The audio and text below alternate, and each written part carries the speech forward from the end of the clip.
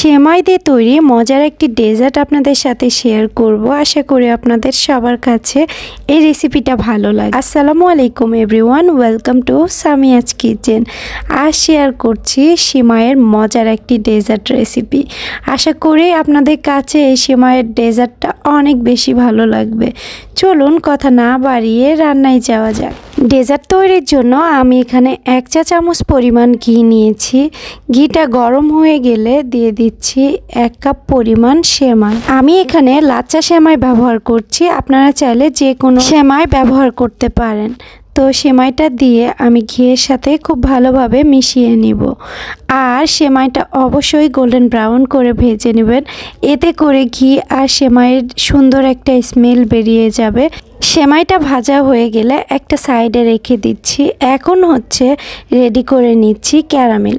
Caramel তৈরির জন্য আমি এখানে 1/3 কাপ চিনি নিয়েছি। চিনিটা গলিয়ে আসলে হালকা যখন কালার চলে আসবে তখনই যে বাটিতে অর্থাৎ যে মোল্ডে আপনি সেট করবেন গরম অবস্থায় সেটাতে ঢেলে নেবেন। তো আমি গরম গরম খুব দ্রুত এই ক্যারামেলটা ঢেলে নিচ্ছি যে মোল্ডে আমি সেট করব। অর্থাৎ আমি এখানে সিরামিকের বাটি নিয়েছি, আপনারা চাইলে কেকের মোল্ডেও এটা তৈরি করতে পারেন। এখন হচ্ছে রেডি করে নিচ্ছি সেই ডেজার্টের মিশ্রণটা। দিয়ে দিচ্ছি 2টি ডিম। আপনারা চাইলে ডিমটা কম বেশি করতে পারেন। যদি ডিমটা ফ্রিজে থাকে সেটা আধা ঘন্টা আগে বের করে নেবেন, এতে করে ডেজার্টটা পারফেক্ট হবে। আমি 2টা ডিম নিয়েছি। ডিমটা আমি খুব ভালোভাবে ফেটিয়ে নিচ্ছি একটা হ্যান্ড উইক্সের সাহায্যে। ডিমটা খুব ভালোভাবে ফেটিয়ে নিচ্ছি। ডিমের সাদা অংশ এবং কুসুমটা যতক্ষণ না মেল্ট হচ্ছে, খুব ভালোভাবে ফেটিয়ে নেওয়া হয়ে গেলে এখন হচ্ছে দিয়ে দিচ্ছি ঘন জাল করে রাখা দুধ। আমি এই দুধটা আধা ঘন্টা জাল করে নিয়েছি। দুধটা যখন অনেক বেশি ঘন হয়ে এসেছে তখন আমি এই দুধটা ঠান্ডা করে ডিমের সাথে অ্যাড করছি। ডিম এবং দুধের মিশ্রণটা খুব ভালোভাবে ফেটিয়ে নেব যতক্ষণ না ডিম এবং দুধ মিশিয়ে যাচ্ছে। তো এ পর্যায়ে অ্যাড করছি 1/2 কাপ পরিমাণ চিনি।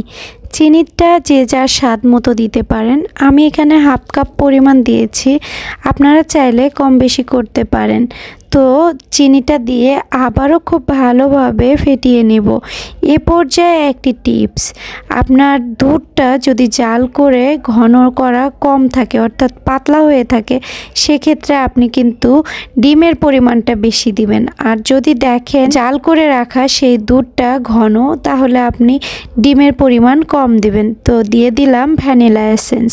আমি এখানে ভ্যানিলা এসেন্স দিয়েছি, আপনারা চাইলে এখানে এলাচের গুঁড়াও ব্যবহার করতে পারেন, এতে করেও খেতে বেশ মজা হয় আর ফ্লেভারটা অনেক ভালো আসে। তো ফেটিয়ে নেওয়া হয়ে গেলে এখন হচ্ছে মোল্ডে ঢেলে দেব।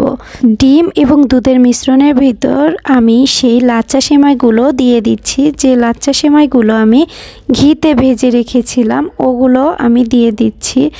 দিয়ে খুব ভালোভাবে মিশিয়ে নিচ্ছি। আমি যে মিশ্রণটা তৈরি করে রাখলাম এটা একটা সাইডে রেখে একটা ফ্রাই প্যানে অর্থাৎ একটি পুরাতন ফ্রাই প্যান কিংবা কড়াইয়ে টাওয়াল বিছিয়ে দিয়ে দিয়েছি পানি এবং দিয়ে দিচ্ছি সেই দুধ এবং ডিমের মিশ্রণটি। দিয়ে ঢাকনা দিয়ে অপেক্ষা করব 45 মিনিটের জন্য। 45 মিনিটের মধ্যেই তৈরি হয়ে যাবে আমাদের এই মজার সেমাইয়ের ডেজার্টটা। 45 মিনিট পরে ফিরে এসে দেখুন ডেজার্টটা কালারই চেঞ্জ হয়ে গেছে। তো আমি একটি টুথপিকের সাহায্যে চেক করে দেখছি ডেজার্টটা সম্পূর্ণরূপে কুক হয়েছে কিনা। তো আমাদের ডেজার্টটা ঠান্ডা হয়ে গেছে। ঠান্ডা করে নিয়ে আমি কিছুক্ষণের জন্য ফ্রিজে রেখেছিলাম, আপনারা চাইলে সরাসরি খেয়ে নিতে পারেন একটু ঠান্ডা করে।